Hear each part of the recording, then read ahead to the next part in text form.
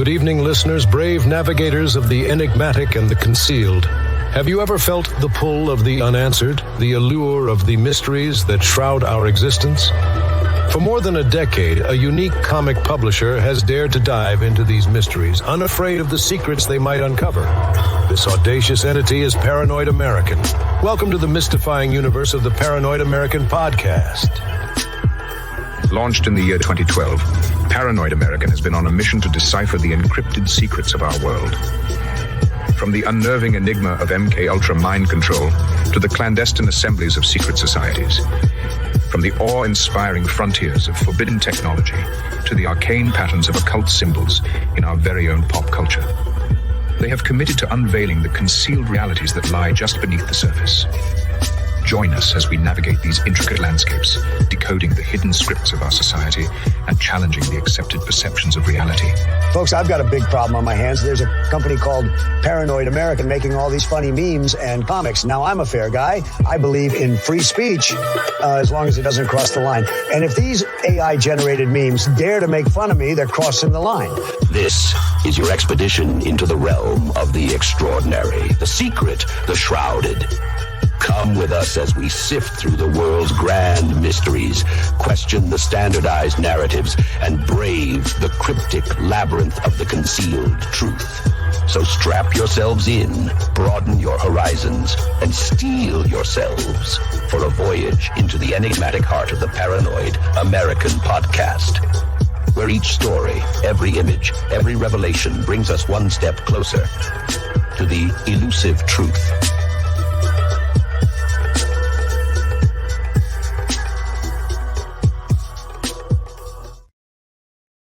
Hello and welcome to another episode of Paranoid American Podcast. First off, thank everybody. Let me do this quick.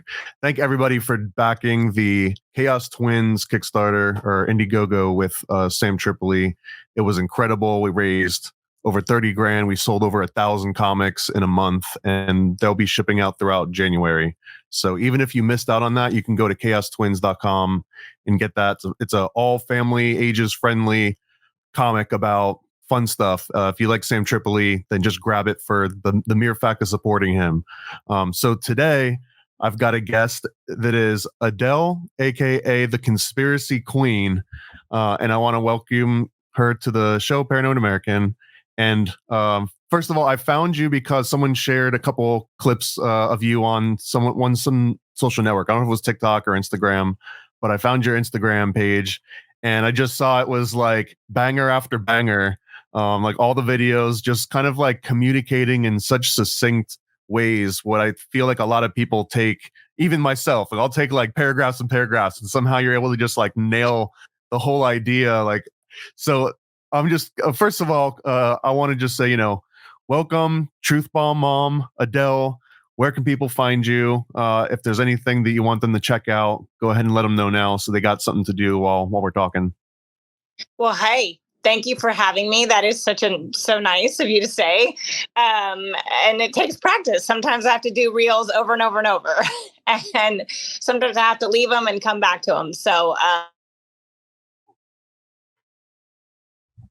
it's going crazy over here.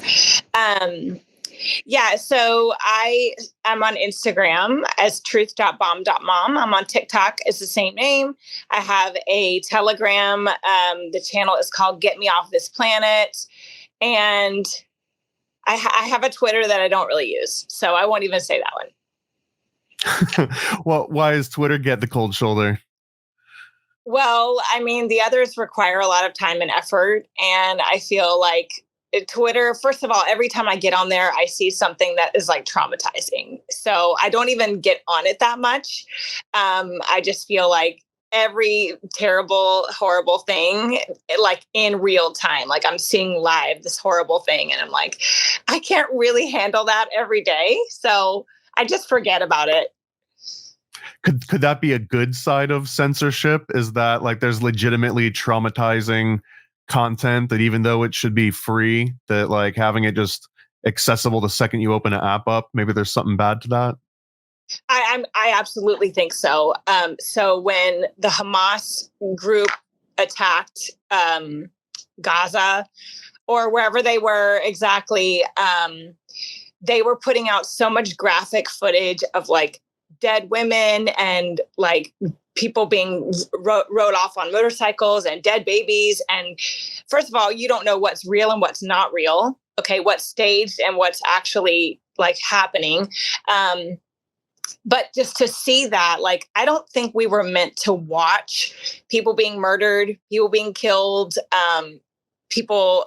I just don't. That's my personal opinion. I don't think we should be looking at that at all.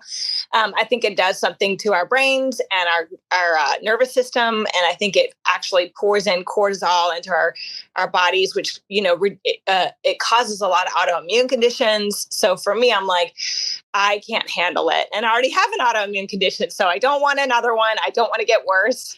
So I absolutely think that there's something to that.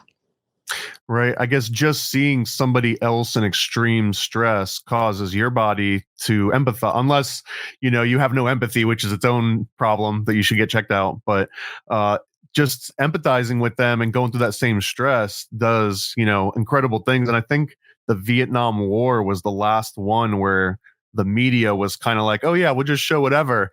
And after that, they were like, okay, we're not showing anything anymore. Like maybe you'll get some photos, like you'll get the photo, but no more live footage because it was just way too predictable. So now that content has just found itself online, where I guess Twitter's like the only social media I can think of where you might open it up and just see a beheading that you weren't expecting, like in between, like your friend's food update, and then like, oh, look who's having a baby. Oh, and that's somebody missing a head. Right. Totally. Yeah, I can't handle it. And I just would appreciate a film over it. So I can't exactly see what it is, and then it just says graphic content warning. If we want to have free speech platforms, then we have to allow, I guess, everything. Otherwise, it's like, there's a gray area and legalese, and you can fight over all that. But I'd appreciate just a little something, a little curtain. Yeah, a little privacy screen or something. Yeah, and something. And it's funny too, because now we're talking about like the publicly richest person in tech on the planet, using one of the largest platforms on the planet with all of like the smartest, Silicon Valley geeks. So we don't have the technology isn't really an excuse anymore, because you absolutely do. So it does feel like there's almost something either intentional or flippant about it. I'm not sure. Do you have any thoughts on that? Do you think Elon Musk is like wants people to just see graphic content, or is he just flippantly doing it because he knows nobody else would? Okay, so my thoughts on Elon Musk are that Give me the goss. He is controlled op for sure. He says he bought Twitter. I saw on Joe Rogan for like the good of humanity, to help because he was seeing the downfall of humanity through Twitter, which I mean is one tiny little piece of a huge puzzle. Okay, yeah, but now we can see beheadings on Twitter, so it all worked out. Right. Elon, first of all, his mom has all the pictures of the all-seeing eye. His ex-wife, I forget, Grimes, I think is her name, right, has all pictures of like blood everywhere and like Satan. And he wore that white coat with the New World Order sign on the back of it. So I personally think he bought it, first of all, to get as much data as he possibly can. If you're looking to create a neural link and you need data and you need to test, like what better way than through Twitter? And I just think that who else? He hired some lady from the WEF to like run his Twitter. Do you know who I'm talking about? I wasn't prepared for a pop quiz, so no. Something Gina Saccarino or something like that. I forget her name. I'll post the link to her OnlyFans in the comments. Right. There's just so many like things that are off about him, and the fact that people are just, because he's saying he's more conservative now, because he's saying he wants to help humanity. Like, I don't buy it at all. Not at all. If AI is summoning the demon, is what he says, then why are you using it, bro? Like, stop using AI, stop putting money into developing AI for summoning the demon. Like, don't give me double speak and then expect me not to question you. Maybe he sees himself as like King Solomon, like I'm summoning demons, but like I'm doing it the right way, and I'm like doing it for good reason. No, no way, dude. I mean, it all looks demonic to me anyway. And why would you want to put a chip in people's brains? Like, nothing adds up about that guy at all to me. And like his mines where they mine lithium, first of all, it's horrible for the planet. So there's nothing green about Tesla. And there's all a bunch of like, it's slave labor. Okay. And there's children doing a lot of this slave labor because there's no regulations in those countries about the ethical work practices. And I'm like, this guy is just all around bad, but people don't see it. They don't see it because he talks a good game. he even admitted this when he was on SNL, but a lot of people think he's like conservative or he's based, but really he's just autistic. So he just says like whatever is on his mind at certain points, I guess, or the things that he does think about and the focus that he puts on things. It's unrelatable to a lot of people. But it comes across as based because it's like, I'm doing this even if you don't understand it or you don't want me to do it or you're actively against it. I don't care. I'm still doing it. Like, that's kind of a based position, but it's not because it's like for the interest of some kind of a collective. That's just the laser focus of Elon Musk, I think. But we can still be friends. Elon, if you're watching this, reach out. I'll take your money, whatever. How do you know he's autistic? I've never heard that before. He was on SNL and he specifically said he had like the monologue where they open up and they do the jokes and stuff, and it went over as much as you think an Elon Musk stand-up went over. But at the end, he basically publicly outed himself and said, I'm autistic, and it comes across as and I'm going to just paraphrase because I don't know what the full thing is, but he said he was autistic and that kind of like makes people think that he's a certain way when really that's his claim is autism. So if that adds any extra clues to any theories that you've been forming, or if he's just using it as like a get out of jail free card or whatever, but yeah, he's publicly claimed that. So I kind of take him at his word that he is autistic because he shows all the signs. But I mean, I don't trust it. I think that's a real easy way to get people on your side, more people of a different demographic, right? Oh, yeah, well, it's a niche. We'll give him a free pass because he's autistic. He's got the puzzle tattoo, so he gets a pass, yeah. Right. I personally think he's a sociopath, and world domination is part of his whole MO. So I don't know. I don't buy it. Can we go through some other celebs and political names and get your takes? I want to start with Britney Spears just because it's like the latest. Do you have any opinion whatsoever on Britney Spears? Oh, she needs help. She needs to go to a psych ward. Poor thing. I feel so bad for her. They MK Ultra'd her a long time ago, and at some point MK Ultra turn crazy, and so she's just out of her mind. Poor thing.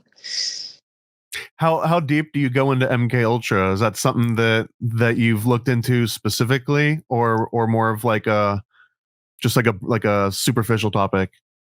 I mean, I know basics about it. Was it Ted Bundy? Was he the one? I think it's Ted Bundy.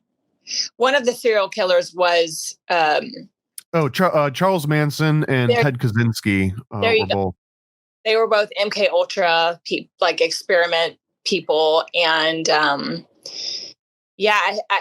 think we're all under MK Ultra to some degree through social media and through TV and through 5G towers. They're doing everything they can to hurt all of us, but I truly believe, because almost every single Disney Channel pop star has they've all gone completely insane, that they all had to have gone through something that messed with their minds, whether that was some kind of sexual trauma, because we do know that Disney has a lot of like pedophiles, or it was some other kind of program. Something happened to those girls. We need to be careful here. Disney is a direct sponsor of this show. Seriously? So no, I'm just kidding. I did work at Disney for 10 years, but they definitely would never sponsor this show. Okay, what are your thoughts on Disney specifically? What about like classic Disney? Let's talk about like, Snow White, Pinocchio, like all the old ones. Do you think that those were any more or less nefarious than, say, modern Disney? Well, what is it? Operation Mockingbird, where the CIA used Disney to promote their propaganda starting in the 1940s. I think that started and never ended. And I think all those movies, either subconsciously or consciously, send out messages. I grew up on Disney. I worked at Disney for half of a year. I worked in the parking lot and drove the tram and said the spiel, but that was a long time ago. And I didn't know what I know now about them. And there's a couple of good movies. So it's hard to say all of Disney's bad, because once in a while there'll be just a great movie. But I do think that there's a lot of messages being sent. I mean, I think everybody's seen all the ones from the 90s where there was like sexual innuendo, and then like In the Clouds and Lion King, there's the word, what is it, sex, I think. And then Good Children, Take Off Your Clothes, and the Aladdin movie and the Whispers, and then Little Mermaid, the priest has an erection. Like there was a lot of crazy stuff like that. And then the classic Disney, I don't know if you've seen it. There's one of the first Mickey cartoons ever. Mickey's making like cheese with holes in it, and he's using his private parts to do that. Have you seen that? I've seen that. I think that one might have been doctored though, because there was a giveaway that there was a poster in the background that referred to like some kind of labor law to like make it look official, but that law wasn't in existence until like 7 or 8 years after that cartoon was supposed to have been. I think that one, I know exactly what you're talking about. And I looked into it because I was trying to find the work. I've got connections that I can't reveal. I've got like the X-Files, smoking dude, but I've got a few of those connections in Disney, and I can be like, hey, can you get me a work print of whatever? So I looked into that one specifically. I wanted it to be true. I can't give it a full stamp of approval. But I'm curious, what are the good Disney movies? And then I'll ask you about the bad ones. But like, what would, if you had to give like your top 3, like what are the ones that you legitimately like? Oh, I love Up. Up? I think okay, that is a good one. Great movie. What else? I really like all the old movies, like Pollyanna. That one makes me cry every time. That whole era of those like real movies. I think Chitty Chitty Bang Bang is a Disney movie. Mary Poppins, all of them. So all those were really good. I couldn't find anything wrong with them. So we have some of those, but the newer ones, like Encanto's a newer good one that we really liked. Everybody liked Frozen. I did hear that Frozen, the Elsa character, was created from a drag queen. So that was unfortunate. That's interesting. Well, so was Ursula from what is it, Little Mermaid? Yeah. So I'll just let you know, you can be selective with their media. If you ever want to ruin any Disney movie for yourself, I have another show called Occult Disney that I do with a guy named Matt Comegys, but we break down every single classic Disney movie starting from the very first one, and we just made our way through Lion King we did recently. But I've ruined them for some of them. I've ruined for myself forever because I looked into who wrote it, who worked on it, what was the original story based on. And some of them get real dark real quick. Like within the first 5 minutes of research, it's like, oh, I'll never see this movie in the same light again. Now, really? to take some of the edge off, Mary Poppins gets a pass. I don't think there was anything at all wrong with Mary Poppins. The craziest thing that came up in that one is that Julie Andrews apparently had the mouth of a sailor, that when the kids were on set, the parents were worried that Dick Van Dyke might have said some stuff, because he was known to kind of be like a drunk for a while, and I think he might have been either in recovery or like at the tail end of that. So they were worried that they might see this like drunk Hollywood star acting inappropriately, and it was Julie Andrews that was acting inappropriately and like F this and F that on the set. So I thought that was beyond interesting. Very interesting. So, like, which ones that you have researched get dark really fast, like from the beginning? Beauty and the Beast. Yep. Because it's essentially about arranged marriages. Like, you would marry your 14-year-old daughter off to some 40-year-old man that lived far away in the woods, and he was hairy and he was gross and he was scary. And it was a way to be like, hey, maybe there's a prince deep down inside after you're done, cleaning all of the house and cooking and, washing. That's a common theme in Disney movies, is like have the kids do all the cleaning and cooking and stuff. That one got dark. Sword in the Stone was my all-time favorite Disney movie, and I ruined that one for myself because it was written by an old dude that really liked young boys. And it's a story, if you take a step back, that story is about an old dude that lives in the forest and likes to raise young boys as his own. This is Merlin essentially, but the archetype of like taking that old man mentor, and it's almost perverted. Like, you would never see it in the movie, but you read the author's life and his biography, and lots of people offen themselves when it comes to like the writers of these stories. Those are the top two that got ruined. All the other ones are, here and there. There's a lot more. Robin Hood's fine.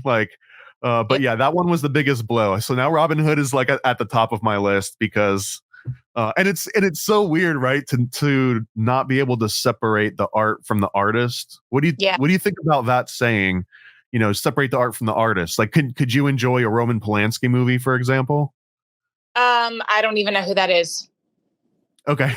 Well, he was the rumors that he's extradited from the US because he's wanted for all sorts of SA charges that date back to like the 70s or the 80s, but I think it happened in Jack Nicholson's house. So he was kind of like the fall guy for the crazy stuff that was happening in Hollywood in like the 70s, 80s, before the world started getting more interconnected and you couldn't hide as many places. But let's pick anybody else, Tarantino, how about him? So I actually have seen this picture. You sound like you research a lot. So you've probably seen this picture of Quentin Tarantino at some party, and he's holding a child's leg. But you can sort of not tell if it's an arm, if it's an adult, like it could be a young, like a very like petite woman, but based on the research that people have done, they're like, that was a 7-year-old girl.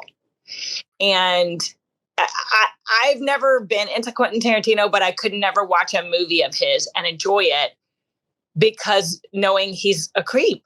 Like, I just can't.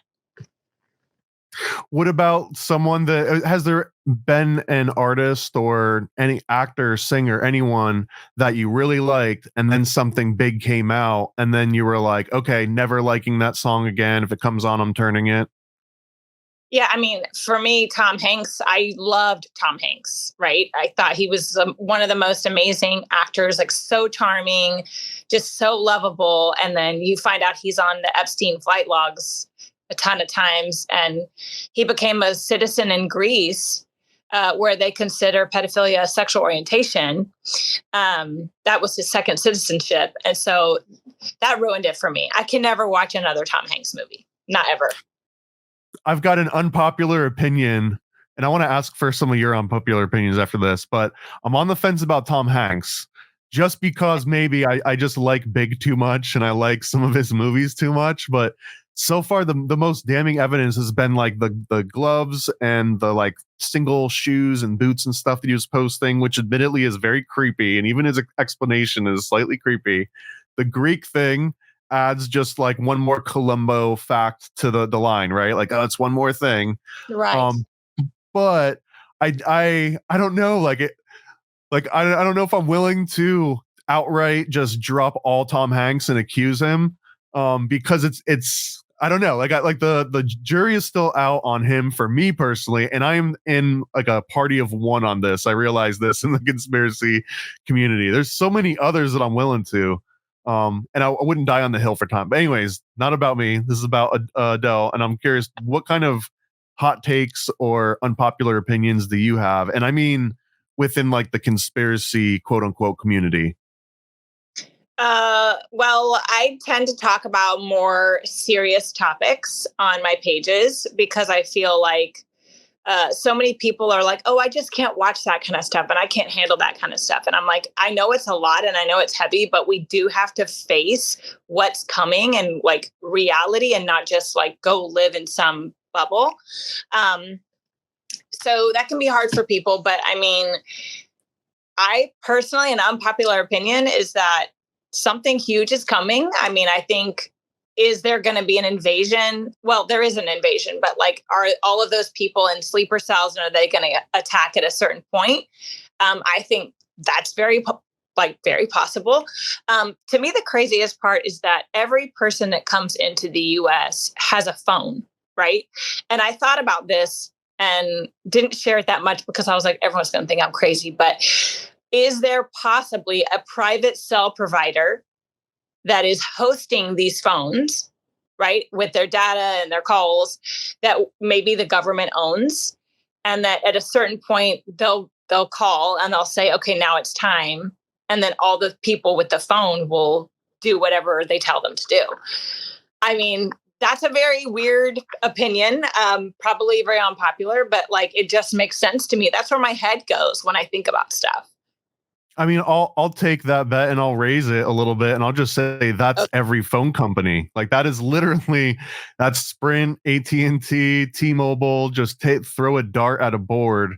That's, in my opinion, that's every company, is that they're all just harvesting data. And even the ones that come out, like all the Crickets and the Boost Mobiles and all the little, like, all they're doing is just buying shares, like timeshares, or like how like Priceline or you know, hotels.com, where they buy a big chunk of rooms that the hotel knows that they may or may not sell, but we'll sell to you at a dirt cheap discount because we know for sure that we'll get money from it, and then it's up to you to resell it. So there's a lot of that going on, but ultimately at the very top of that pyramid, right, there's like one company that's probably just like the global government that owns all of the cell everything. This is Elon Musk and his satellites, whatever. And then right under that, maybe it's broken into AT&T and Sprint, and we all pretend like they're these different companies, and then they get broken down into regional offices and franchises. But really, there's somebody that can make a call to that top of that pyramid and say, what was Adele talking about on this day at this time? And honestly,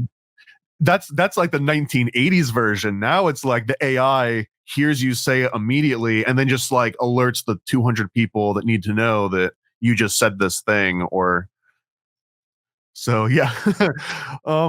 What do you I want to get just a couple more like celebrity, just to be just a little bit topical. Alex Jones, what's your take on old Alex Jones? Let's say pre-Sandy Hook Alex Jones. What's your take on that version? And then we'll talk about post-Sandy Hook. Well, I love Alex Jones. Okay. I've loved her a very long time. Pre and post-Sandy Hook, same amount of enthusiasm for Alex Jones? You know, I haven't paid as much attention to him since that whole thing. Right. Not that I like really buy it and that I think he is in the wrong, because I think I've seen the videos of the Sandy Hook crisis actors. So, I mean, it's hard for me to be like, oh yeah, well, he did this and he said this and these families are scarred forever. Like, are they even real families? Like, that's where we really have to ask the questions. But I've always liked him and aspire to be like him. I wish I had the time and the resources to do more of what he does, but I'm just not there yet. If we had a scale from 1 to 10, 1 is like Greco-Roman Olympic wrestling, and 10 is like WWE face paint jumping off the top of the ring with like a chair. Where's Alex Jones on that scale from like real to fake? You know, you understand what I'm getting at? Yes. Okay. Like, is he more Ultimate Warrior or is he more like, you know, Greco-Roman wrestler? Okay. So I think all famous people at some point have to make they have to make unethical choices to keep their fame. So I think it's just the nature of being famous, whether you're in the conservative field or you're not. So I'm sure that there's some of that going on. But I think for the most part, he's pretty authentic. I think he's done a lot of things for no money, just to help uncover the truth. I think a lot of his work has led the way to so many people seeing what's really going on. Like Bohemian Grove is a perfect example. And I watched his podcast with Patrick Bet-David. I'm not sure if you know him, but he's great. And he talked about sneaking into Bohemian Grove and like how he got in there. And I think Alex Jones's dad was like a CIA agent or something. It's hard to remember every detail of everything, but yeah, I mean, I think he's like a 3.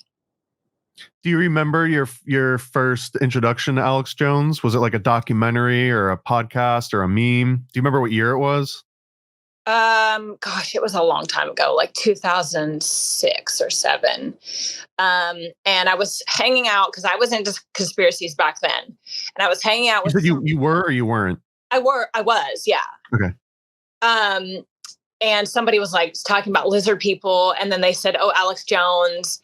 And then I was like, tell me more about this lizard people thing. And so I went home and looked up Alex Jones, and he was yelling about our water being poisoned, and everybody was laughing at him. And he was fighting at the Capitol back then. And I've always been like, I wonder. And then the more that comes out, I'm like, oh yeah, he was right. But the lizard people part, I'm not down with that. I don't know how you feel, but I'm not quite there. Are there aliens? I don't think so. I think the lizard thing was really big with David Icke. I don't know if you've heard of David Icke. He's like the British conspiracy theorist, and then he was like the cheerleader for reptilians, and then anyone that came after that, I think, was almost like a little bit a nod to his research. So you said you love David Icke too. Do you remember the first video you saw with him? So I didn't even hear about David Icke till the last couple of years. Okay. Yeah. So I haven't seen him talk about reptilian people, but I would love to now. Now I've got something new to do. So that's exciting. Yeah, that was like one of his OG things, but it seems like he's distanced himself just a little bit from it because it took on an entire life of its own, his like reptilian claim. And now there's all sorts of mythos and people that debate not just if reptilians are real, but like what star system, like whether they come from the Draco star system or some other star system. It's almost like Star Trek nerd levels of debates on some of this stuff. Oh, wow. I had no idea. Do you have any other favorite conspiracy theorists? I can just list names. I've got a million in my head. Yeah, so like Mark Dice. You like Mark Dice? I don't know him. Jordan Maxwell. Mm-mm. William Cooper. Nope. None of them. Okay, I'll send you a reading list of some. Ever heard of Manly Palmer Hall? No. Or I'm gonna load you up, girl. I'm gonna get you a whole bunch of different. So yeah, tell me some other names if you've got any on mind, so in case we can share notes. So I never heard really any big conspiracy theorists besides Alex Jones, and then recently David Icke. Where I found conspiracies was through other moms. And how I found that was I was researching vaccines, and this was back in like 2000. My daughter was born in 2013. So like between 2013 and 2017, when all my children were born, I was really like focused on that. And I found these moms on, on Instagram, and they were just talking about the history of vaccines and everything to do with that. And I was down that rabbit hole real deep for a while. And that led to the WEF, and that led to the Rockefellers. So I kind of just was on my own with these like random women, just learning from them. That's the coolest thing I've ever heard. Like a mom group, but they're like talking about the Rockefellers, Yeah. like 1920s vaccine initiative. And speaking of that too, that's one of the most base things that I came across is an old Manly Palmer Hall article. He was a writer from the 1920s, so this is like 100 years ago essentially. But he has all these mystical writings about like Christ consciousness and how people are like losing the way of the light and yada yada. But the very first newsletter, I think it was called Initiates of the Flame, and right inside of that it was like talking about Christmas and how people have like perverted Christmas. It just sounded like something you'd read today. And then the very next page was all about like, don't get vaccines, it's like a horrible practice, you're putting like death into your, but like it was like a super crazy take that felt like it came right out of a modern day, and there it was from 1920. Wow. So anyways, I'll link you to that one if you're interested in that. Yeah. Another name. So what else goes on in these mom group? What are like some really popular mom group conspiracies that might not be as exposed in just like regular conspiracy culture? Well, like poison in our food is a huge one because we want to make sure we have healthy children. And so, arsenic in rice was a huge one that came up because there's a lot of rice meal and rice formula and rice, all this stuff, and baby food. That there's heavy metals in baby food. And so that all kind of happened at the same time. And for me, that kind of led to, I watched this documentary on Hulu back when Hulu was free called The Future of Food, which I would recommend to anyone who has not watched it just because it gives you the history of Monsanto and like what they were doing way back to discredit like farmers. They would like plant their corn right next to a farm that was like organic and natural. And then the seeds would fly over and they would claim our seeds are in your corn. We now own this property because we patented this corn. And so they were putting all these farmers out of business. And so that was I spent a long time on just food. Because I've always I was overweight as a kid and I've always wanted to be healthy. And then once I got my autoimmune condition, I had to go even more into food and more into like what's healthy, what works. So like I've tried carnivore diet 5 times. It didn't really work for me. So currently I'm on a plant-based diet, which is working very, very well. But yeah, so moms do talk about food a lot. We talk about vaccines. We talk about what's in the water. We talk about like heavy metals, heavy metal poisoning from vaccines, and mothers who've done a couple and then seen something bad happen and had a detox from that. And there's lots of different ways. I'm not like kind of push a product on anybody. You got to go do your own research. There's you can drink a lot of like spirulina and spinach, and a lot of grains will pull the metals out of your body. You can take bentonite clay baths, and that'll pull toxins out of your body. And of course, healthier food. But typically, like I cook everything at home as much as I can, unless we're like strapped for time, because I'm like, I want to make sure my kids stay healthy. I don't want them to get an autoimmune or cancer or anything like that. So that's probably like the biggest one that moms talk about. And then when these things come out in the news, like one mom was educating me on the lasers from the planes. What are those called? Dudes. What is it? Directed energy. energy. Dudes. Yeah, we can say that. Yeah, we can say the whole thing. Yeah. So she was educating me on that. And she's one of the people I've learned from the most. And actually her story is so cool because she, when COVID happened, they felt like in their heart that that like a total economic, sorry, I'm like having trouble talking, economic collapse was coming. And so they moved their family to some private land in the middle of America somewhere. And they're doing like a commune very slowly. So she's like who I want to be. I want to be just like her. I want to have a commune in the middle of the woods, but we're just not there yet. But anyway, that's the kind of stuff moms talk about. That there's a really interesting and inspiring like homesteader movement. And I saw a meme that I'm not even going to do a good job explaining, but it was like the great grandpa telling like your grandpa, please take over the family farm, and your grandpa's like, I'm moving into the city, there's opportunities there. That's old school, that's old world. And now today it's like someone that has the 20-year-old kid, and they're like, come on, take over the family practice, and they're like, no, I'm gonna go back and get back in touch with like great grandpa and go and get a farm and go and learn to like support myself and live off the land. It's just this weird Ouroboros of just this repeating cycle. Yeah. Well, I think that all of us who grew up in the city, like I'm in a suburb, it's just not, it doesn't feel right to me. It feels like everything's been planned and perfectly put together to create this life. Like the government's like, this is the life you want. And I'm like, I hate this. I don't want this life.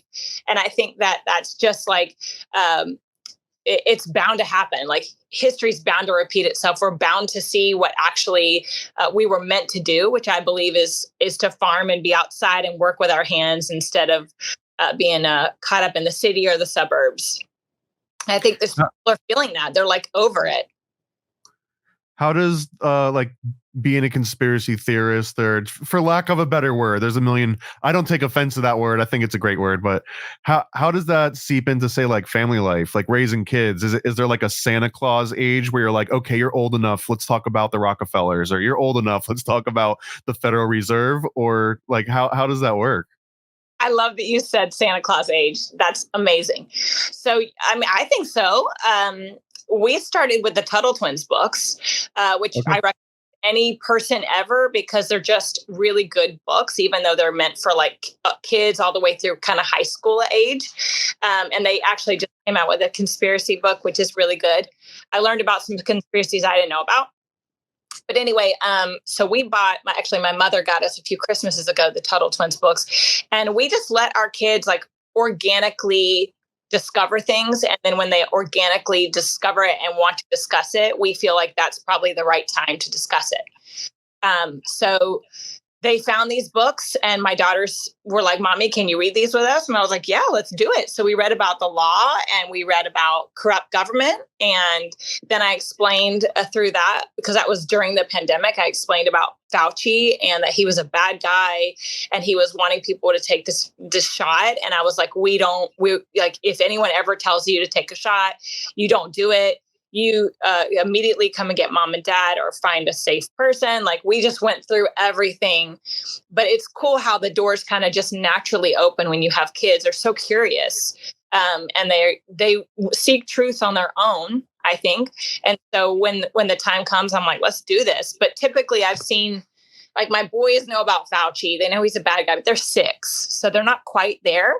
I would say like 7, 8 is a good time to start gently introducing these topics. But another company that I love is Brave Books, and they have more geared toward 5, 6-year-olds. They have a book called Little Lives Matter about like just the value of life. They have one about socialism, and these wolves come in and try to give free ice cream to these people, and then they like don't give it to them and ruin their lives. And then the other one we have is called Elephants Are Not Birds. So this elephant like tries to be a bird and he like I get it. Anyway, so that's how we talk about these topics, these really heavy topics, is through these amazing books that people have written, which is incredible. I love that. Maybe you put like a little Tuttle Twins book like on top of the PlayStation or like in the fridge on top of the apple pie. And what's this, Mom? Oh, wow, you found that? Yeah, let's talk about the Federal Reserve. I want to just throw my hat in the ring too. In case you haven't, I won't blame you if you haven't found it because I haven't promoted it much, but I've also got a children's book about chemtrails. And I'll send you a copy and see if you like it at all. Yes. I got that. I don't have it next to me, but I've got this guy here, which is our most popular American cryptids. And it's just a coloring book with all the different cryptids. They're like super cute ones, right? There's Cactus Cat and stuff. So if that's any interest, happy to send you that one too. And you're going to have to educate me on that. Cryptids? So yes. Like Bigfoot, Loch Ness Monster, Mothman. In Florida, we've got the skunk ape, which is kind of like the Bigfoot, but every state has their own unique, like sort of Bigfoot cryptid-esque monster out there. I see. Okay. I didn't realize they were called that. That's very cool. Yeah, cryptids. I would love that stuff. So is there anything that, because I'm just imagining you're like, this is Fauci. He's a bad man. If anybody ever talks to you about, needles or vaccines, like, you yell stranger danger and find a safe place, right? But what happens when I assume that at some point there's a conflict, like they go and they see another adult authority figure that says, no, this thing is good. And it's like, but my parents said it was bad. Has any of that ever come back in the form of like parent teacher meetings, or even just the kids, like one of your kids saying that, they had to stand up for something, or someone told them conflicting information? No, thankfully. So we have really curated our circle so that our children, when they're ready, we can handle that. But until they're ready, we don't have to really worry about that. They don't go to public school. They go to private school. Okay, there's step one right there. That solves like 90% of the problem, right? Right. So they go to private school. The church we go to is people that align with our values. And I'm very particular about who I let into my small circle of close friends, because you just don't know when people don't know things, it's when it's dangerous. So I want to make sure that I have mom friends, and even for my husband, we have couple friends that are educated on the topics that I think are important, so that we can make sure that our children are not exposed to iPhones with unlimited access to YouTube, or they're bringing a bunch of junk food over, or, hey, I've seen this movie, and to show it to my children. We don't do sleepovers. We're very, very, very particular about that, but our children have a great life. They're living it up. They're having the best life. So they don't notice a lot of what we've kind of cultivated.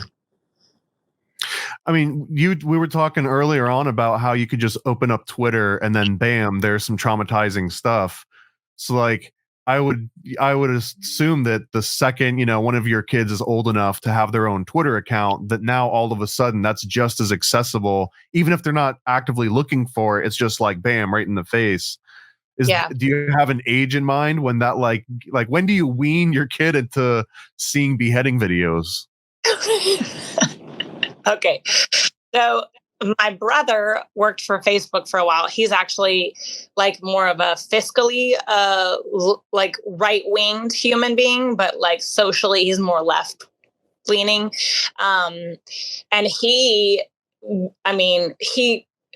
goes to went to meetings with Mark Zuckerberg, said he was misunderstood. I was like, you have not been educated enough. But my husband does understand the danger of tech. And so he was like, my kids are not getting social media until they're 18. And I feel the same way. I even feel like then it's too early, since their brains aren't fully developed till 25. But at that point, it's you can't really baby them. They're not babies. They're adults. They're driving. They're voting. They can move out and go to college. So at that point, it's on them. But when they're under my house, there's no social media at all. What happens if where we're thinking in the future? I assume we're thinking in the future if we're talking 15, 16, when your kids is 16 and they meet a group of friends and they're like, oh, follow me on Insta or follow me on TikTok. And they've got a phone, right? So at a point, is it just honor system? You better not be using the Insta. You better not be injecting the TikToks. No, we'll have their phones locked down with some kind of a spyware. I don't know what you call it. I know nothing about that stuff, but my brother does. And so he's been able to guide me a little bit there. Okay. So it's as long as we're paying for your phone, it's only going to make phone calls and do texts essentially. Right. Okay, it's a good policy. How do you think about the AI stuff? We were talking about technologies going off the chain. It sounds like you're had some thoughts on it at least. Are you entirely anti-AI? Do you think that there's any silver lining for AI? The silver lining is making your work more efficient, right? And creating a lot more ideas than you can come up with on your own. So I do have that respect for the technology. I just think there's a really dark side to AI, and you have to be really careful. And in the wrong hands, AI can be used in very dangerous ways. I mean, it's circling around the internet currently, like that. They can steal your voice, and they can have your kids be your kid's voice and saying like, "Mom, I'm being held hostage. Like, come give this person money." And so you think it's your kid. So that's super dangerous. And then recently I heard another guy talking about how there's going to be AI porn, and it's going to have like, they can take someone's face and put it on a totally different person's body and create like porn that way. And I was like, that's horrific. Like, that's terrifying, which is another reason why we have to keep our kids safe until they're ready. There's too much right now for them to just, okay, have a phone, go for it. Like, we have no idea the long-term effects of that. This is a super hypothetical because you've rightfully taken yourself out of this situation, but imagine your kids are in public school. I don't have kids. And part of it is just because I couldn't imagine raising them in the current environment. But if you actually had them go to public school, it seems like not having social media and not having unbridled access to internet 24/7 would put you in like a group of outcasts. Like, you'd almost be like the Amish kids at school, right? Like, Yeah. Is there any hope for kids that are, or let's say parents, are there any hope for parents that have kids that they have to put in public school for whatever reasons, and that also want to kind of follow what you're doing, but can't maintain, them living in like a curated environment? Sure. Yeah. I would say don't give your kids a phone. Don't give them social media. My kids don't have a phone at all. They're not going to have a phone for quite a while. We're getting them like a little smartwatch just so I can text them when they're with a friend or at like sports practice or whatever. Hey, I'll be there in 10 minutes. So they're not worried or whatever. Or they could text me, hey, we are going late, that kind of a thing. But I don't think any kid needs a smartphone. I don't even know that many adults need a smartphone at this point. If you're using it for your business, fine. But just to mindlessly scroll and play games, like, is completely pointless. And I think that it's okay for kids to not fit in. I think fitting in is like, it's just a dangerous road, because if you want to fit in as a kid and you do whatever it takes as a kid, and then that follows you your whole life, like, and who is in and who's out, and what qualifies as somebody worthy of being in or out. It's just like, there's a lot there you need to unpack with your children. But I've seen a lot of articles of women who have not given their kids phones, but they go to public school or like a charter school, and they do kind of fall out of their friend group, which is okay because they're all texting each other. That's how they stay in contact, right. All that. And then they're like really upset about it, like around 10, 11. And then by the time they're 14, 15, they're glad that their moms didn't give them phones, because they see that their friends are like deteriorating as human beings. And so they're like, thank you, Mom, that you didn't give me that. So I think that as parents, we have to make tough decisions and, show our kids what's right and wrong. That's just me. Where are you on video games with kids? So we don't have any gaming systems at our house. We probably won't ever, if it's up to me. I played video games growing up. We had a Nintendo. My neighbors had the Nintendo 2. And we played the Aladdin game on the Nintendo 2 or whatever. Brutal. That was a brutal, punishing game, by the way. It was a really fun game that I never won. And then my husband and I, when we were dating, we played a lot of Mario Kart on the whatever cube. The GameCube. Yeah, the GameCube. So I think there's a time and place for video games. We don't want it in our home. So like when we go on vacation with the kids, we typically will go to a place that's like a resort, and it has like a little water park, and it's got a little arcade, and it's got like rock climbing walls, and we'll go to the arcade and we'll all play as a family. And we're trying to show them like, okay, this is fun, but like now we're done. So. And you mentioned too, like your kid maybe having like a watch to pick him up from practice. So what are your thoughts on sports? Because like if your kids are in sports, there's one aspect of like being physical and learning teamwork and learning how to be a good sport and competitive and all of that social interaction aspect. Let's put that aside because that all seems, observably very beneficial to anyone. What about like popular sports, NFL, NBA, NBA? Do you have any thoughts on like public, like, NFL and stuff? So are you like a Super Bowl fan, or is it bread and circuses?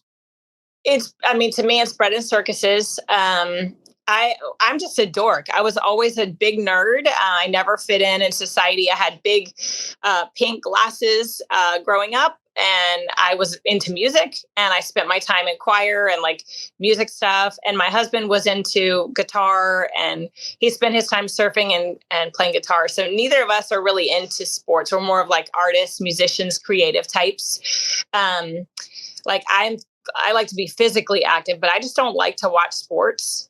I feel like you've seen a game, you've seen one, you've seen them all. But we did get invited to go to a Tampa Bay Buccaneers game because we're in Florida, like you.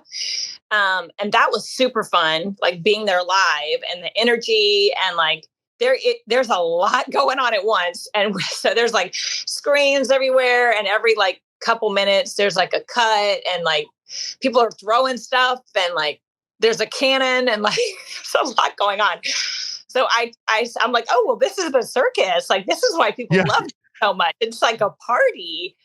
And I get that. Like, I can respect the fact that you have fun there, and that's something that you do and you enjoy that. And that's cool. It's just not something we enjoy very much. But being there was cool, but just not on TV. I think the danger in the bread and circus is if like you don't understand the dynamic. If you go in there and you're like, this is a distraction, but it's a welcome distraction, that's different than like expecting it or using that to vicariously live off all your stresses of day to day and then be like, all right, back into the mines, you know what I mean? Because that's kind of what it's for in a way. So you're more into music than sports. What are like your top three songs or musicians you're listening to right now? Right now, I don't even listen to very much music. I am very into how to like biohack my life. So you're doing like podcasts or something, books on tape? A lot of like motivational speakers and like business, how to like up level your business. So I spend a lot of time doing that. And then when the kids are in the car, each of them has a day that's designated to them that they get to choose the music. So I have 4 kids. So that's 4 days of the week where they're choosing what we listen to. And it's typically like Baby Shark or just something like that I hate. But they love it and they're happy and they like, children's stories. So we listen to a lot of those. But yeah, I'm not really listening to that much right now. Is Baby Shark still on repeat, or is it just because they heard it, 4 or 5 years ago and they're just hooked on it? Okay, so there's a remixed version that's actually pretty cool. And they like that version a lot. What's the chance that Baby Shark is a mind control song? It's pretty high. Pretty high. Okay, so we're getting towards the tail end of this. I've got a fun segment that I'm about to play. And I don't know if you've seen any of my videos. If you haven't, it's completely fine. But basically, I'm just gonna ask you a few different questions or topics, and you're just gonna give me a rating from 0 to 10 on how plausible you think they are. Okay. So, like, for example, you already kind of said like you were on the fence on aliens. So if you're like, if you could be swayed one way or the other, then that would be a 5. You know what I mean? But if you're like, no, I don't believe that, Bigfoot's real, 0. And then if you really believe in something, it's a 10. Make sense? Yeah. All right, let's do this. Hey, conspiracy buffs, I double dare you to take some PCP, the Paranormal Conspiracy Probe. On your marks, get set, and go! Okay, first question, Adele, are you a cop? Because if you're a cop, you have to tell me right now. That's a 1. Okay. Okay. All right. No. 1 is a cop. Flat Earth. Do you think we're living on a flat Earth? I'm like a 5 or a 6 on this one. Gematria. Do you know what the concept of gematria is? No. It's where you assign numbers to letters, and then like every word adds to a number, and then you match those numbers with other words' numbers. Okay. If you're not familiar, then I'll skip this one. Yeah. Okay. Okay, aliens. Where are you at? And let's be specific here. Let's talk about the little gray aliens with the big black, the X-Files ones that come down. And where are you at on aliens, 1 to 10? I'm a 1. And what about reptilians? I mean, 2, I guess. What about Nephilim? Oh, a 10 for sure. And then what about demons? A 10. Yeah. Angels? Yes, 10. They're real. Do you think Stranger Things is real? With CERN, because I haven't seen that show. Mm-hmm. Like a portal into another world. Right. They basically open up. Well, the main premise, I'll give you the high level of it, is it's based on a subsection of MK Ultra research called Project Montauk or Project Monarch. It's all undocumented and maybe fictionalized, but that they were training children, like these indigo children that had like advanced psychic abilities from birth, training them to hone their abilities to first find out where political opponents were. Where's the general of this army at, so that they could like send the troops in. So started out as remote viewing, and then through this remote viewing, some of the notes, and in the movie, I'll paraphrase it, is like when they were looking for something else, like something saw them and followed them back into this world. So like this demon maybe, or this entity saw someone was in the astral realm and then followed the breadcrumbs, and now they're in our realm. So anyways, that's the concept. Yeah, I think if it's on TV, then it's probably real, and they'll let us know in like 10 years. Okay, so predictive programming. So that actually leads into the next one, is Simpsons. Do you think the Simpsons are in on it, or, like telling prophecies, 1 to 10? They have to be in on it. Have to be. So is that a 10? Yes. Like 100. Fluoride calcifies your pineal gland. Absolutely, it does. So 10. Yeah. Dinosaurs. 10. Dragons. 10. Osama bin Laden was buried at sea out of respect for his culture. 1. Pat Tillman was accidentally shot by friendly fire. I don't know who that is. Okay, that's another one to look into. That one's a weird niche one, but yeah, he was a U.S. troop. He left the NFL, I believe, to join the military, and he wanted to speak. The story goes that he wanted to speak out about some shady stuff that he saw going on in the Middle East, and then he coincidentally got friendly fired 3 times in the head by his own troops, and they said, "Oops, we didn't see you there. Our bad." Anything coincidental that like you accidentally get shot 3 times is definitely conspiracy. Celebrity clones, 1 to 10. Ooh, this is a good one. 8? Are there end of the 1 to 10 segment? That was fun. We're going to revisit some of the answers you gave. I want to start with the celebrity clones. Are there? What's an example of one that people have said, "Oh, they're definitely a clone," and you were like, "I'm not so sure." Well, I don't know who I'm not sure about, but I'm definitely sure about Jamie Foxx. So Jamie Foxx clone for sure. For sure, dude.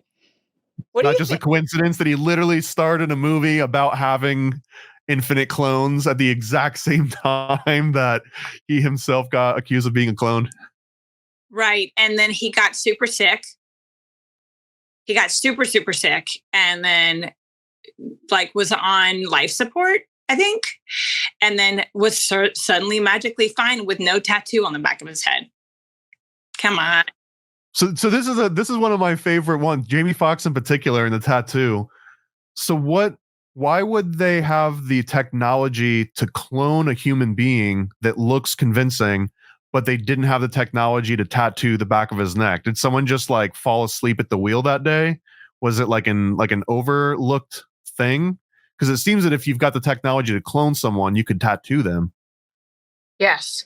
So my theory is that the satanic elite, based on their code of ethics, which is super weird, they have to show you and tell you what they're doing. So I think that they leave little clues for us so that they can say, well, we told them, and now they can't be upset and they can't say we tricked them. So that's what I think about the tattoo. Right. You're describing, I think, what it's called, revelation of the method, which is one of the lesser magics. And my favorite take on that, at least it makes more rational sense, I guess, is that if you show somebody or tell somebody what you're about to do and then you do it, it absolves you of any negative karma, because then it's not like a sucker punch. It's like you saw the punch coming the whole time. And if you didn't duck out of the way, that's your fault, not my fault. I don't know if I agree with that, but it seems like that's sort of the dynamic that they're going for. And it makes perfect sense because everything that they're telling us, they're doing it. What's your thoughts on Q and the Q movement? Did you get swept up in that? Do you have any friends that are in it? Do you identify with it? I don't know anyone personally who's like, I'm a QAnon. But I think that there's some value there. I don't think I take everything that the QAnon movement, is there time travel? Like, I don't know. The lizard people, those kind of things. But like, to me, QAnon really highlighted Pizzagate, and they really went crazy on that. And they really talked a lot about the satanic pedophile elite, like a lot, to the point where they were like getting made fun of. And like, I think that was used to discredit them. So I think that there are some really good things about the Q movement. It feels kind of like it's gone now. Don't you think? Well, it's been, I would say eradicated might be a more proper term for that, because it's essentially been marked as like a gray area quasi hate speech. Like, they haven't outright said that if you've got a Q bumper sticker that it's illegal, but like socially it's sort of illegal. Like now you're like the kid at public school that's not allowed to use a phone, right? Right. Exactly. You're a weirdo if you're a Q. Yeah. And so about Pizzagate, how far do you think that goes? Do you think that they are legitimately torturing and eating and drinking the blood of babies for eternal youth? Or do you think that it's for like magical purposes, like demonic purposes? Is it all the above? I think it's all of the above, for sure. Pizzagate is real. How do you pay like $17,000 for pizza? Like, it doesn't even make sense. When in the emails of like Hillary Clinton, oh, we're gonna have pizza, and then she even said we're gonna have young kids in the hot tub. I don't know. That's a whole thing, because we know there's 85,000 migrant children missing, right? Well, who has them? And why are they like, to me, the open border is so many things, but like, one of them is, okay, well, we needed an influx of new blood and new children. So it's really unfortunate. It's like horrifying, but I think it's real for sure. Have you seen Sound of Freedom? No, I have not seen Sound of Freedom. I have a really hard time watching movies with like I was telling you, I'm sensitive to content, like on Twitter, but that also goes for anything like that has to do with children. I just can't watch it. I start shaking and I get like, it really affects me. Have you seen it? What do you think about that movie being released in general as like a mainstream movie that's hyper focused on this very specific topic? If it actually compelled people to do something besides be upset, I think it would be awesome. But what I've noticed is it just gets people really, really riled up.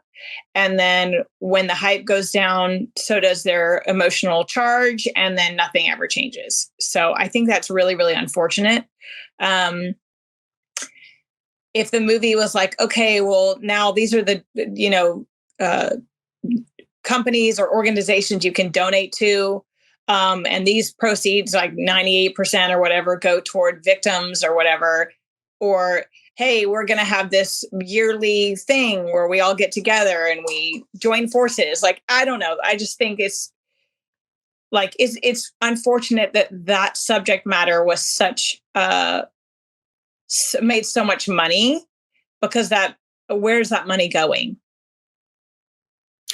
And this could also play into that bread and circuses aspect too, because now if someone is upset about this, they've seen all the posts and like, someone should do something, I want them, and then they see the movie and they get to like live that out. They get to like get that off their shoulders, and it's like, okay, the guy on the screen just took out all the bad guys. I feel a lot better about this now. I'm going to go on with my life.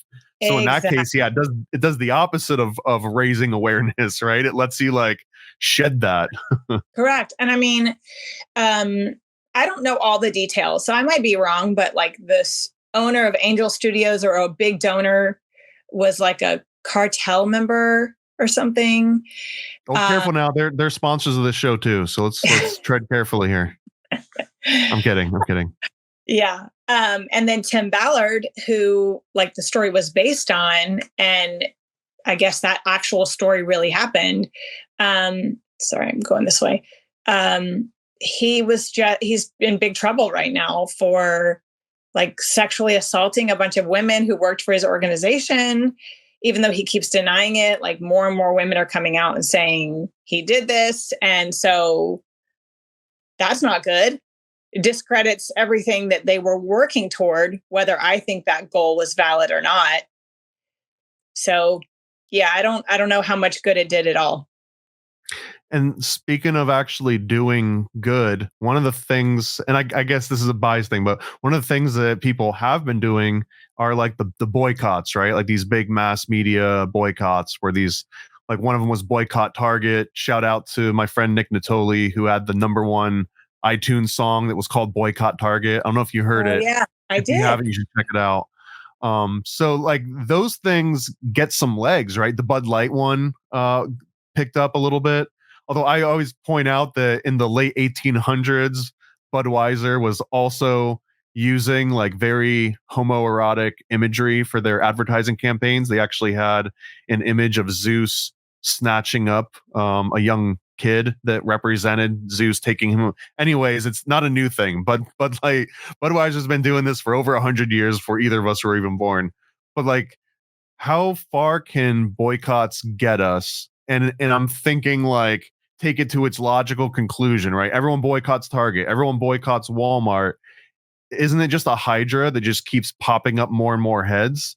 Because like, great, Walmart changes their branding and they splinter off into like a mom and pop franchise, right? Like it feels like a never-ending, non-winnable battle. Can you convince me that it's brighter than that? No, I cannot. Okay, great. All right. Well, that was another episode of. No, I'm just kidding. I mean, I think, okay, so first, these brands are like iconic American brands, right? And I don't know if you know who Andy Frisella is, but he went on a whole tirade about demoralization and taking things that are iconic to America, tearing them down. So Walmart is super American. Budweiser is like American. Chevrolet, they had a whole thing, and now people don't want to buy Chevrolet trucks. I mean, I missed that one. What's the fiasco over Chevrolet? Did they outsource, or was it like a commercial? It was a commercial right around the same time as the Budweiser commercial, because everybody thought they should jump on that bandwagon. So they have a truck come out, and it's like going through the road. It's a regular truck, and then there's a truck painted with the trans flag next to it, and it like beats the other truck in the commercial. And that's when people were like, they've gone woke, like we're done. And I mean, hey, they upgraded their tranny. That's not fair. Right. Transmission, by the way, YouTube. Right. Don't demonetize me. I'm talking about the transmission. But yeah, it's like, okay, so yes, we should not support a movement if you're not in line with that movement. But at the same time, it is all by design to tear down these brands. Do I think that Walmarts are going to become FEMA like factories or whatever, FEMA camps? Yeah, I do. I totally do. And well, what better way to bankrupt them than make them, because of the DEI scores and the ESG scores, they have to go on board with these agendas to get money. So what better way to turn the American people against them so that they can do what they want with those buildings and change America? So aside from boycotts and aside from taking your kids out of public school and putting them in the private, let's say you live in a podunk town and Walmart's the only option and there's no private school. Let's just put you in that situation. What could that person do to improve their own quality of life and maybe even the quality of life of everybody? Is there something beyond posting online and raising awareness? Is there something active that you think they could be doing? Totally. So actually, I grew up in a town like that. And every time I go to visit, there's one school, there's one Walmart. That's it. So I actually do. So boycott Walmart means boycott food or boycott supplies. Totally. There isn't much you can do about if you need toilet paper or things like that. I mean, you could be hardcore and drive, 30, 45 minutes to the next town, to a bigger town, right? And get your supplies there and then drive back. That's an option for people like that. But you can grow your own food. You can start small with a couple of herbs and maybe a fruit tree, and then go from there and just take a little at a time, because nobody can just one day be a homesteader and the day before they were not. It takes, it's a process. It takes time. And then if you work and your kids are in public school, I would say, because I actually have a step-in-law whose kids are in public school, but they've been so open with them. They've communicated so much with them about their values since they were little, that their kids see the ridiculousness of it all and are not buying into it at all. So they're really doing well with their kids. And I think, and I've talked to other parents whose kids are in public school, and they're like, we keep a very open dialogue. We talk about every single thing they're learning at school. We discuss it. We break down why it doesn't make sense. And I think that's really the key. No matter what kind of school you're doing, you got to have a good relationship with your kids, right? So that they know what you believe and they're in line with your values. That seems like a very strong ideal to go toward. If you have your kids that come home and say, here's what we learned, and the parents care enough that they actually have a full discussion about it, and the kids care enough, because there's a lot of, I guess, families out there where the parents don't care what happened to the kid in school. And maybe, speaking from personal experience, I don't know what happened in school. I was doodling in my notebook all day waiting for the day to end. You know what I mean? But right. I'm talking from public school, obviously, if that's not a parent. Right. And I went to public school from ninth grade till I graduated. So was that a huge difference for you? And did you think it was good or bad? So there were pros and cons to both. So in the private school, my kids were in a bubble, and we don't want to keep our kids in a bubble forever, but we do while they're little. And then we jumped to public school, and it was just a big shock because the kids were being raised totally different. And I was just in culture shock my first year. And then I was like, okay, well, I like all this stuff. This is cool. So I definitely made some poor decisions in high school, just not being really emotionally prepared for the big difference. And that's where it's like, well, we can't keep our kids in a bubble forever. So we do have to little by little educate them and give them more independence and control over their environment, so that when they do get into an environment, they're ready for it. But to me, kids are so impressionable.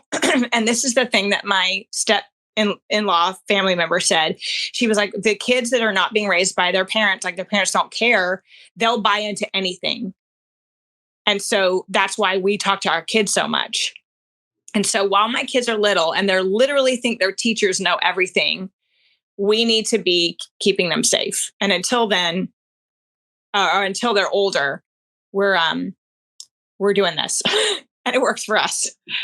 That's so right. And that's such a terrifying concept to me for people that have kids in public schools, because the teachers themselves they present themselves like, I know more than your parents. Whatever they think they know is wrong. I'm the expert here. Who's the teacher, right? Who's getting paid to teach you this?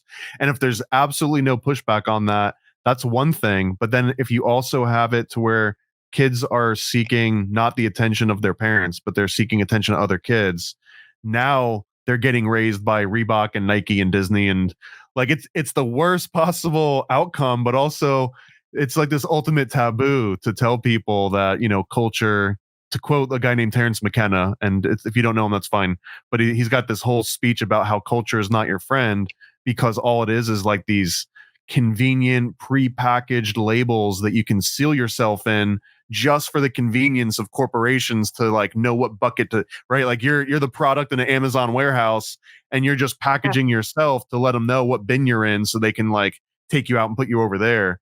But that's what all culture is about. That's what trends are about. TikTok dances, whatever the latest hairstyle is, it's all just like, oh, I can put that person into this bucket because it's convenient for the whole structure that we live in, right? Right, because we're the product. Right, moo moo. Yeah. Right. So thank you so much for your time, Adele, the conspiracy. Oh, one last question. Who anointed you conspiracy queen? Did you inherit that through birth? Was it given to you by friends? Did you self-appoint? Well, I was posting a lot of conspiracies through my content, which is somewhat patriotic, somewhat right-wing. And this guy came in my DMs and said, "Oh, you just think you're the queen of conspiracies, don't you? You just post about every single one." And I thought, yeah, I do post about every single one. You're right. I am the queen of conspiracies. So it was actually a troll who gave me the title, and then I just ran with it. Like, I'll take that crown and I'll put it on my head, and there it is. That's right. That's right. Well, thank you for you know, bestowing us with your presence, your Majesty, the conspiracy queen. Tell people again where to find you on TikTok and Instagram and anywhere else. Instagram's truth.bomb.mom. Same on TikTok. Telegram is Get Me Off This Planet, and that's it for now. Okay, and I'm gonna lead this out. I suggest it's a minute-long little commercial. It's a comic book that I just finished, like literally like 4 days ago. It ended about two twin girls that are fighting back against the New World Order and like the whole anti-woke thing. So you might be interested. I'll send you a copy. So thanks again for hanging out and talking with me and my audience. So yeah, bye. Thank you for having me. Frazzle Drip Fun. That's not the right one. Trust me. This is the right one. Dive into a realm where comedy meets cosmic adventure. Chaos Twins, created by comedian Sam Tripoli and comic publisher Paranoid Americans, will sweep you off your feet. Join two girls with the astonishing ability to morph into animals, rally with their cryptid crew, and traverse diverse dimensions. But you don't have to take my word for it. Sign up now at chaostwins.com. In a place as curious as Crown City, adventure awaits at every turn. Meet Anna and Becca, two spirited souls navigating a world filled with wonders and weirdness. Alongside their trusted allies, Biggie, Mathilda, and the Chupacabros, they'll stand against aliens, reptilians, and mysteries beyond imagination. Dive into their captivating tales and discover a world where anything is possible. For more information, visit chaostwins.com, samtripoli.com, and paranoidamerican.com.